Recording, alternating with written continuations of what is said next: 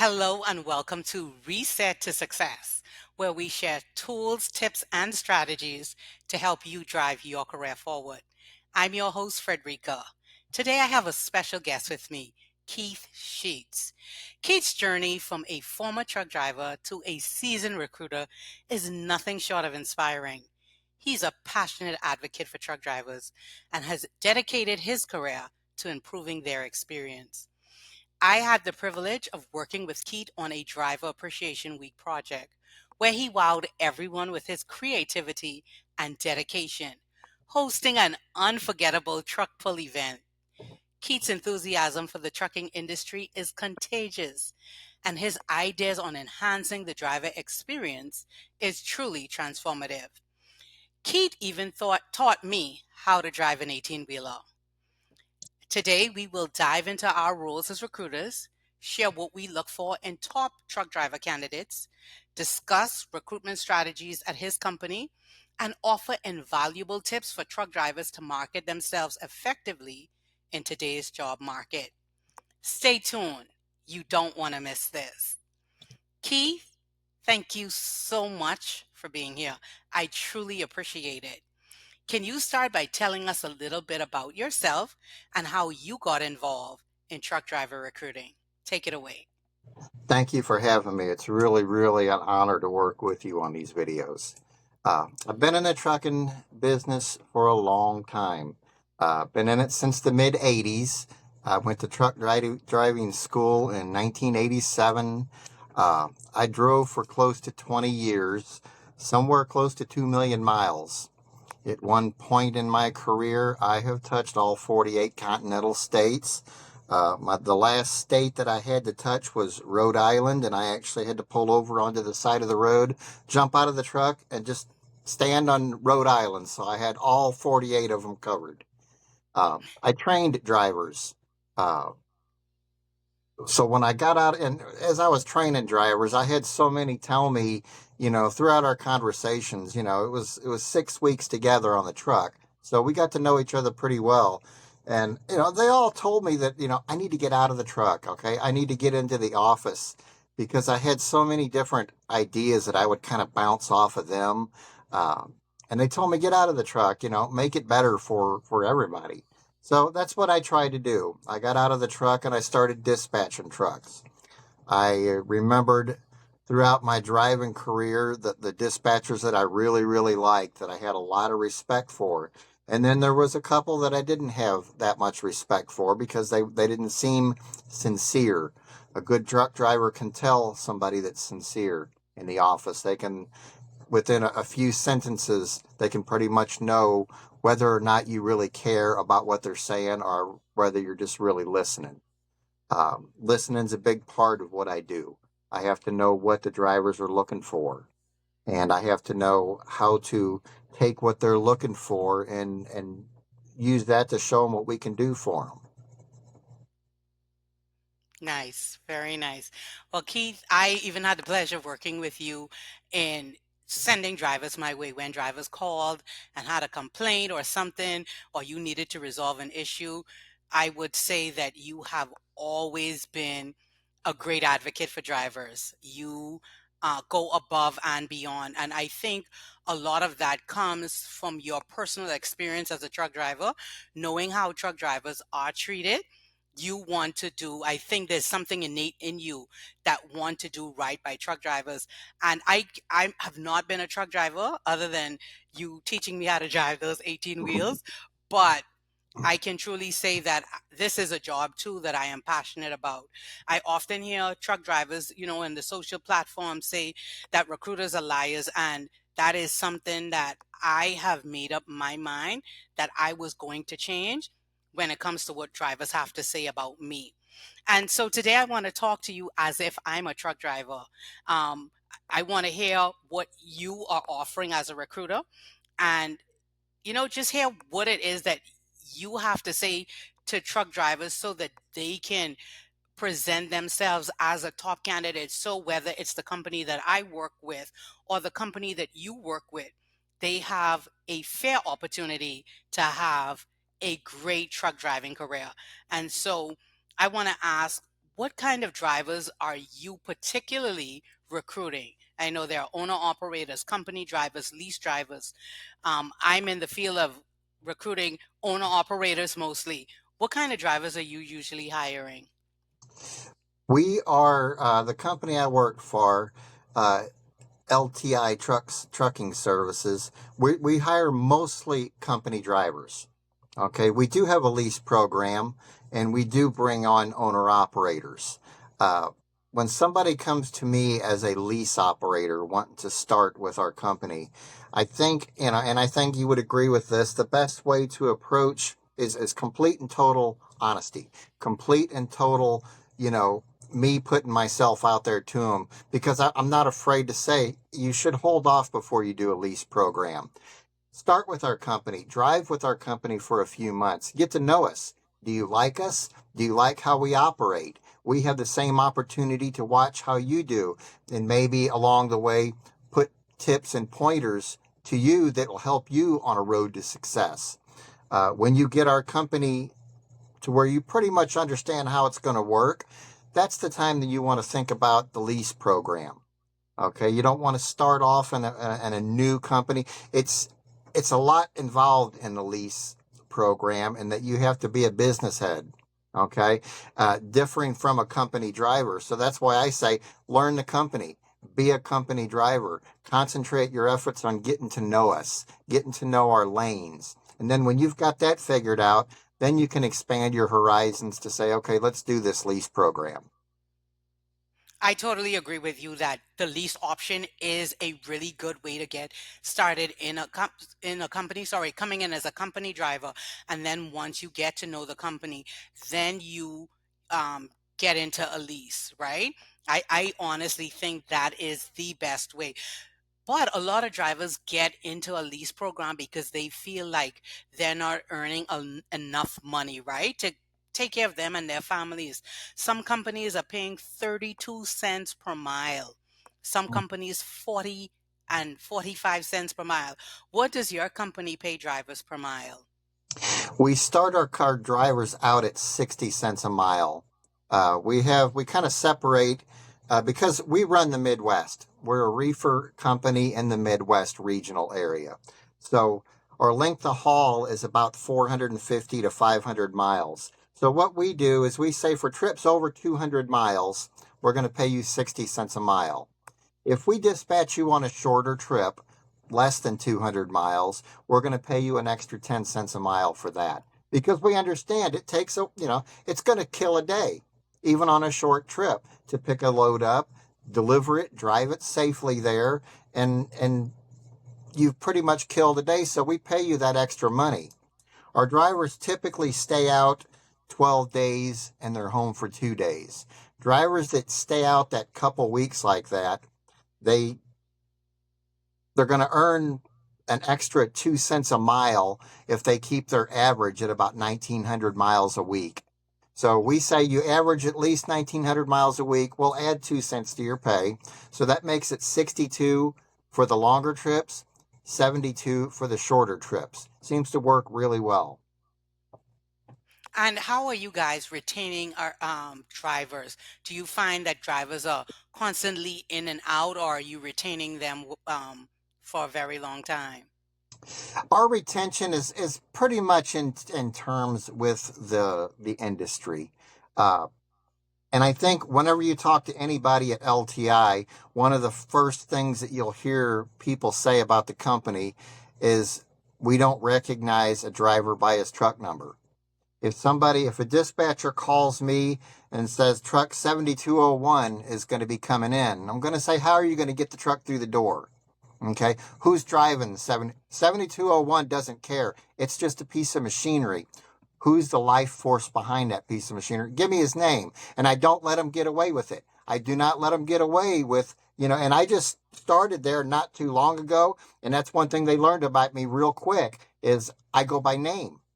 And when someone would come in with anything other than a name, they knew they was going to get, they was going to have to listen to me gripe about it, because like you said, I am really passionate about this industry. I love drivers. I still consider myself a driver, even though I haven't done it professionally in almost 20 years. I'm with you about the name.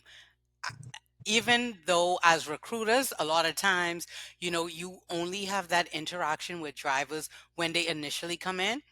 The great thing about the company that I work with is one of the fleets I get to build a long-term relationship with our drivers, right?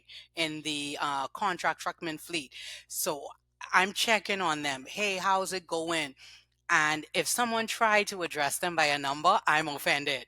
No, that driver's name is this because it's a human being. And, during COVID, I had this experience where I couldn't leave the house. Nothing was coming in. The only things that I could get was being delivered on trucks, right? Whether it was Amazon, FedEx, UPS. And that gave me even a deeper appreciation for truck drivers.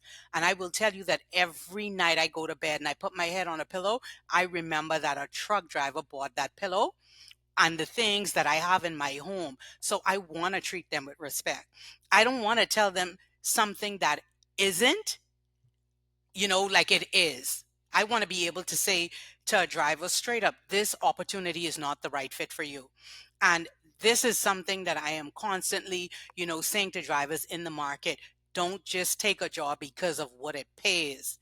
You need to make sure that this job is the right fit for you so that when you get there, you have people that you can build a relationship with, like you and I, who are interested in these guys by their name. We want to know their families. We want to know who their pets are and the name. How would you say that your company culture, tell me about your company culture and how they treat drivers and value the opinion of drivers. That too is important. Well, the owner of our company, uh, he was actually a driver himself. Okay. LTI used to be known as Lanter. Okay. Lanter was made up of mostly owner operators. Okay. Uh, Nick bought the trucking end of the company probably about 20 years ago and changed the name to LTI, but he still has his roots. He still, when a driver leaves us, he doesn't take silence on about that. His first response when any driver leaves is, who's talking to him, who's talked to him, what happened. He wants to know. And if we don't know, if somebody doesn't know what happened, he takes offense at that. Okay? Because we all, we're all, it's a family company, a family run company. And he treats the drivers like a family run company would. We've got about 260 trucks, and I'm pretty sure that he would know just about all of them when they walk through the door. When something happens, he's very aware of it. He's not sitting in an office isolated. Very much open door policy. If a driver doesn't come in and talk to him, he'll go get the driver and he'll sit and talk to the driver, find out what's going on, how you doing, and that's the kind of culture to where the open communication is just, it's great. You don't see that very often, even with smaller companies. It seems management and some companies tends to hide from their drivers. They're afraid to talk to them because they're afraid they're going to have to answer a tough question. You know, he will encourage the tough questions. And that's what I really liked about LTI when I interviewed with him, was that he just gave me that impression that, he wouldn't just walk by a driver and not say anything to him. If he doesn't know who he is, he will before the driver clears his sight. He'll at least know his name. So that's one of the Very big nice. cultures, is just the family atmosphere. That's really good. Well, I want to be able to leave drivers with great advice on what they can do as they market themselves. This is a tough job market, and Yeah. drivers are having a hard time finding good companies to work with. As a former truck driver, what would you say, based on your experience as a truck driver recruiter, would be some things that a driver that is looking for a job opportunity should do so that he or she can be, considered a great candidate in this job market? This is one of the questions that I really looked forward to you wanting to talk about. It's one of the areas that I get really passionate about. Uh, Take care of your safety record. Okay. Take care of your safety record. Take care of your work history. Okay. Uh, our drivers that we hire needs at least 2 years of experience. We feel that 2 years of experience, it kind of gives them the background that they're going to know what it takes to be a successful driver. Uh, your first question to a recruiter should not be, how fast does the truck go? When I hear that question, I kind of get a picture of a cowboy. Okay. Nobody likes to go slow. I get that. Nobody likes to be behind somebody slow. Uh, Time is money. But the first question you ask a recruiter should not be, how fast does your truck go? And I've had that be the very opening before we ever even introduced ourselves. When I would answer the phone, they would say, can you tell me how fast your trucks go? My question is immediately, how fast do you want to go? Why do you want to go that fast? But this job is fun. Enjoy it. You go fast, it's stressful. Enjoy what you're doing. Don't abandon your equipment. Okay, that's another thing that anymore uh, companies, when they see an abandonment on your record, you're not going to work for a good company like that. Okay, we're not going to hire somebody that's abandoned equipment. Uh, don't put yourself in a position where you could fail a drug test. Okay. We're all adults. We all know what happens when you take drugs, any kind of drugs. Okay. It's going to follow you around. It's going to ruin your career. Okay. Just don't do it. A failed drug test puts up a wall that keeps you out of any reputable company for several years. Just don't do it. This is your career. Why would you do anything to put your career in a bad light? That is the biggest piece of advice that I can give drivers that's out there on the market. Take care of your job record. Take care of don't be a job hopper. We won't hire somebody that's had more than 5 jobs in the past 2 years. There's an unstableness there that doesn't sit well. It's almost a safety issue because we just feel like if you're a job hopper, you're not really in tune with what you're doing and you don't really know what you want. Okay, and that's a distraction for as far as we're concerned.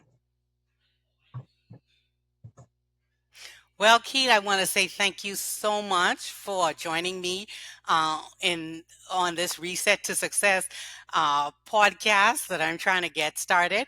I definitely will be reaching out to you again so that we can talk some more about, what we can do to help drivers as recruiters, because I believe we are you know, the gateway to them getting to the hiring manager and navigating within our company. So I definitely want to have you on again. But from the bottom of my heart, I want to say thank you. It is so good to see you, to chat with you, and to be able to share these tips and strategies with drivers. And drivers, if you have any questions for myself or for Keith, I want you to leave your phone number so that if a driver is interested and is in the Midwest and want to know a little bit more about what you're offering as a recruiter, give them your phone number for me, please, so that they can reach out to you.